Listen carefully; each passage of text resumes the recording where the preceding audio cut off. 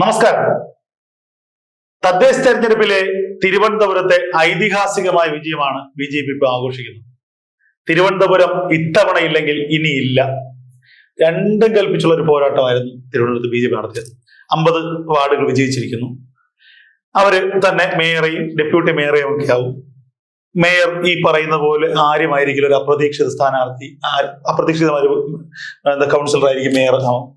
ഇതൊന്നുമല്ല നമ്മുടെ ചർച്ച.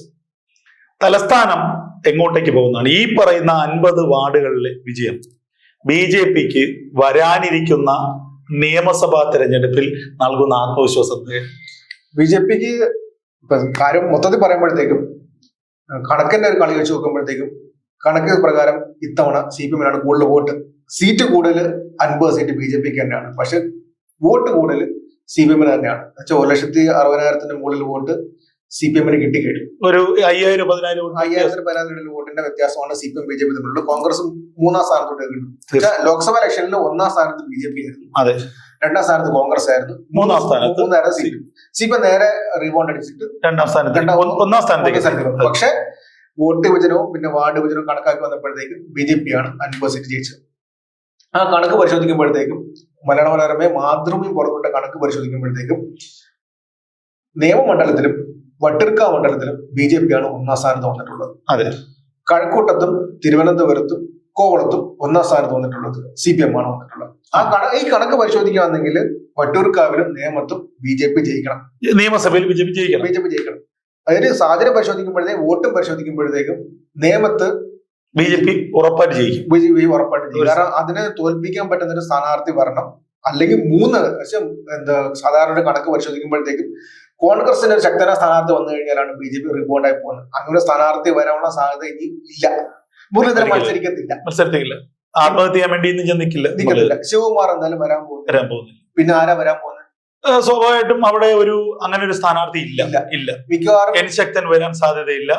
അങ്ങനെ ഒരു ആത്മവിശ്വാസത്തോടെ നിയമത്ത് ഞാൻ മത്സരിക്കാൻ തയ്യാറാണ് എന്ന് പറയാൻ പറ്റിയ ഒരു പ്രധാനപ്പെട്ട നേതാവ് ഇല്ല എന്ന് വേണമെങ്കിൽ പറയാം. എന്തായാലും ശബരിനാഥ് എന്തായാലും അരുവിക്കരയായിരിക്കും. മത്സരിക്കുവാണെങ്കിൽ അരുവിക്കരയായിരിക്കും. മത്സരിക്കുമോ ഇല്ലയോ എന്നുള്ള ശബരിനാഥിനെ എനിക്ക് തോന്നുന്നില്ല.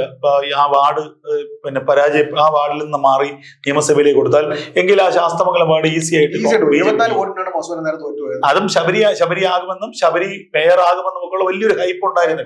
74 വോട്ടിനാണ് തോറ്റുപോയത്. അതുകൊണ്ട് പിന്നെ ശബരിയെ മത്സരിപ്പിക്കാൻ സാധ്യതയില്ല. അപ്പൊ പിന്നെ നിയമത്ത് ആര് വരും? എന്റെ ഇത് വെച്ച് നോക്കുമ്പോഴത്തേക്കും ഈ ഷജീർ ആയിരിക്കും, യൂത്ത് കോൺഗ്രസ് നിയമ ഷജീർ ആയിരിക്കും, അല്ലെങ്കിൽ പിന്നെ ഏതെങ്കിലും ലോക്കൽ നേതാവായിരിക്കും. ഷജീർ ഞാൻ ചോദിക്കട്ടെ, ഷജീർ 2 തവണ കോർപ്പറേഷനിൽ പോലും ജയിക്കാൻ പറ്റുന്ന ആളാണ്. കാരണം ഷജീറിന്റെ സ്വന്തം സ്ഥലമാണ് നിയമം. പക്ഷെ വേറെ കാര്യമുണ്ട്, നിർത്താൻ ആള് വേണ്ടേ? നിർത്താൻ ആളില്ല. അപ്പൊ പിന്നെ ഒരു കാര്യം ചെയ്യും, ഘടകകക്ഷിക്ക് കൊടുക്കുക എന്നുള്ളത് മാത്രമേ ഉള്ളൂ. വേറെ ഏതെങ്കിലും ഒരു നല്ല മണ്ഡലം കോൺഗ്രസ് എടുത്ത ശേഷം തോക്കുമെന്ന് ഉറപ്പുള്ള ഈ നിയമം ഘടകകക്ഷിക്ക് കൊടുക്കുക. സുരേന്ദ്രൻപിള്ള മത്സരിച്ചിട്ടുണ്ട്, ചാരുവാർ രവി മത്സരിച്ചിട്ടുണ്ട്. അപ്പോഴും BJP ജയിച്ചാലും പേര് ദോഷമില്ല. അപ്പൊ നടക്കാൻ പോകുന്ന വെച്ചാല് രാജഗോപാൽ ജയിച്ച പോലെ തന്നെ ജയിക്കാൻ സാധ്യത. അതിനേക്കാൾ ഭൂരിപക്ഷത്തിൽ എനിക്ക് തോന്നുന്നു ഒരു 15,000 വോട്ടിന്റെ ഭൂരിപക്ഷത്തിൽ നേമത്ത് രാജീവ് ചന്ദ്രശേഖരൻ ജയിക്കും. പക്ഷെ ശ്രദ്ധിക്കേണ്ട ഒരു കാര്യമുണ്ട്, നിയമമണ്ഡലത്തില് CPM-ന്റെ വോട്ട് CPM നിലനിർത്തിയിട്ടുണ്ട്. അതെ, എന്നുവെച്ചാ വോട്ട് CPM-ന്റെ ഒഴുകിയിട്ടില്ല, CPM പോയിട്ടില്ല. അപ്പോ BJP മുളകമ്പുള്ള ആര്യയുടെ വാർഡ് മുളകമ്പുള്ളിൽ നല്ല ഭൂരിപക്ഷത്തിനാണ് അവിടുത്തെ സ്ഥാനാർത്ഥി ജയിച്ചത്. അതെ, പക്ഷെ വേറെ കാര്യമുണ്ട്. ഞാൻ പറയുന്നത് ഈ തദ്ദേശത്തിൽ വരുന്നത് പോലെ ആയിരിക്കില്ല നിയമസഭയിൽ. അതെ, ആ നിയമസഭയിലും ലോക്സഭയിലും തദ്ദേശവും മൂന്ന് പാറ്റേണിലാണ് സ്ഥാനാർത്ഥികൾ നോക്കിയിട്ടാണ്. അപ്പം ചന്ദ്രശേഖരന് ഒരു ബെനിഫിറ്റ് ഉണ്ട്, ഒരു അഡ്വാൻറ്റേജ് ഉണ്ട്. എന്ന് വെച്ചാൽ ഇപ്പോഴത്തെ 6 മാസം മുന്നേ തദ്ദേശ ഇലക്ഷന്റെ ഫലം വരുന്നതിന് മുന്നേ തന്നെ ഞാനാണ് സ്ഥാനാർത്ഥി പ്രഖ്യാപിച്ചു. വർക്ക് സ്റ്റാർട്ട് ചെയ്തു. ശിവൻകുട്ടി മത്സരിക്കാനുള്ള സാധ്യത വളരെ കുറവാണ്. അതാണ് അടുത്ത പോയിന്റ്. ഇതുവരെ CPM സ്ഥാനാർത്ഥിയെ പ്രഖ്യാപിച്ചിട്ടില്ല. CPM-നകത്ത് 2 നിബന്ധന 2021 അവർ ശക്തമായിട്ട് അവർ ഫോളോ ചെയ്തായിരുന്നു. അത് 26 വരുമ്പോഴത്തേക്കും ഫോളോ ചെയ്യുന്നുണ്ടോ എന്ന കാര്യത്തിൽ ഒരു തീരുമാനമായിട്ടില്ല. നമുക്ക് അകത്തുനിന്ന് അറിയാൻ പറ്റിയ കാര്യം എന്ന് വെച്ചാൽ അത് ശക്തമായി ഫോളോ ചെയ്യാൻ പോകുന്നില്ല. ഫോളോ ചെയ്ത് കഴിഞ്ഞാൽ ചിലപ്പോൾ 2021 അവസ്ഥയല്ല, തിരിച്ചടി കിട്ടാൻ സാധ്യത ഉണ്ട് എന്നൊരു. കാട്ടാക്കട തിരിച്ചടി കിട്ടും, വട്ടിയൂർക്കാവിൽ തിരിച്ചടി കിട്ടാൻ സാധ്യതയുണ്ട്, കഴക്കൂട്ടത്ത് തിരിച്ചടി കിട്ടാൻ സാധ്യതയുണ്ട്, നേമത്ത് തിരിച്ചടി കിട്ടാൻ സാധ്യതയുണ്ട്, വർക്കല, നെയ്യാറ്റിൻകര, പാറശാല അങ്ങനെ നോക്കുകയാണെങ്കിൽ തിരുവനന്തപുരം ജില്ലയിലെ ഏകദേശം എല്ലാ സീറ്റുകളും മാറേണ്ടി വരും. എനിക്ക് തോന്നുന്നു അരുവിക്കര മാത്രം ചിലപ്പോൾ നിലനിൽക്കാൻ സാധ്യത. അരുവിക്കര സ്റ്റീഫൻ നന്നായിട്ട് വർക്ക് ചെയ്തിട്ടുണ്ട്. അതുകൊണ്ട് മാത്രമല്ല സ്റ്റീഫന്റെ ഫസ്റ്റ് ടൈം ആയിരുന്നു 2021. അതുകൊണ്ട് സ്റ്റീഫൻ ഒരു തവണ എന്തായാലും കൊടുത്തേ പറ്റും. അതുകൊണ്ട് സ്റ്റീഫൻ തന്നെ മത്സരിക്കാൻ പോകുന്നത്. പക്ഷെ എന്തോ കാട്ടാക്കടയില്, കഴക്കൂട്ടത്ത്, പിന്നെ വർക്കലയില്, വാമനപുരത്തൊക്കെ രണ്ട് 2 ടൈമായി. അപ്പൊ അവിടെയൊക്കെ സ്ഥാനാർത്ഥിയെ മാറ്റേണ്ടി വരും. ആറ്റിങ്കൽ എന്റെ ഒരു അഭിപ്രായത്തിൽ മാറ്റേണ്ടി വരും എന്നാണ് എനിക്ക് തോന്നുന്നത്. അപ്പൊ അങ്ങനെ വരുമ്പോഴത്തേക്കും സ്ഥാനാർത്ഥി മാറ്റുവാണെങ്കിൽ അതിന്റെ തിരിച്ചടി LDF ആയിരിക്കും. കാരണം ഇത് ഇപ്പൊ ഫ്രഷാണ്. ഇപ്പൊ 3 പേരും ഫ്രഷാണ്. 3 പേര് ഫ്രഷ് ആകുമ്പോഴത്തേക്കും ജനം ചിന്തിക്കാൻ പോകുന്നത് നിലവിലത്തെ രാഷ്ട്രീയ സാഹചര്യം അനുസരിച്ചായിരിക്കും, അല്ലാതെ സ്ഥാനാർത്ഥിയെ നോക്കത്തില്ല. അങ്ങനെ നോക്കുമ്പോഴത്തേക്ക് ഇപ്പോഴത്തെ ഒരു സാഹചര്യം വെച്ച് നോക്കുമ്പോഴത്തേക്ക് ഇടതുപക്ഷത്തിന് തിരിച്ചു കിട്ടാനുള്ള സാധ്യത കൂടുതലാണ്. അപ്പൊ എന്തായാലും ഒരു കാര്യം വ്യക്തമാണ്, നിയമം ഇത്തവണ BJP തൂക്കും, യാതൊരു സംശയമില്ല. 2026. പക്ഷെ ശ്രദ്ധിക്കേണ്ട കാര്യം വെച്ചാല് നിയമം കഴിഞ്ഞാൽ പിന്നെ വട്ടിയൂർക്കാവാണ് BJPക്ക് ലീഡ് വന്നത്. വട്ടിയൂർക്കാവ് BJP തൂക്കാൻ സാധ്യത വളരെ കുറവാണ്. നമ്മൾ നേരത്തെ നിയമത്തെ കുറിച്ച് പറഞ്ഞ അതേ രാഷ്ട്രീയ കാര്യങ്ങൾ കൂടി പരിശോധിക്കുമ്പോഴാണ് കാര്യം വരുന്നത്. സ്ഥാനാർത്ഥി നോക്കി വോട്ട് ചെയ്യുമ്പോഴത്തേക്കും പ്രശാന്താണ് ബെറ്റർ സ്ഥാനാർത്ഥി. പ്രശാന്തിനെ മാറ്റിക്കഴിഞ്ഞാൽ ആ സീറ്റ് CPM പോകും. പ്രശാന്ത് മത്സരിക്കുന്നെങ്കിൽ CPM ആ വോട്ട് പ്രശാന്തിന് തന്നെ ആയിരിക്കും. ആ വോട്ട് നിലനിർത്താൻ പറ്റുകയും ചെയ്യും. 61,000 വോട്ടാണ് 2021 പ്രശാന്തിന് കിട്ടിയത്. 61,000 വോട്ട്. വട്ടിയൂർക്കാവ് വളരെ ഒരു സമസ്യയാണ്. എന്തായാലും നിയമം നമ്മൾ കഴിഞ്ഞു. വട്ടിയൂർക്കാവ് ഒരുപാട് ട്വിസ്റ്റുകൾ നിറഞ്ഞിരിക്കുന്ന ഒരു മണ്ഡലമാണ്. എന്തായാലും വട്ടിയൂർക്കാവ് നമുക്ക് നാളത്തെ ദിവസം ചർച്ച ചെയ്യാം.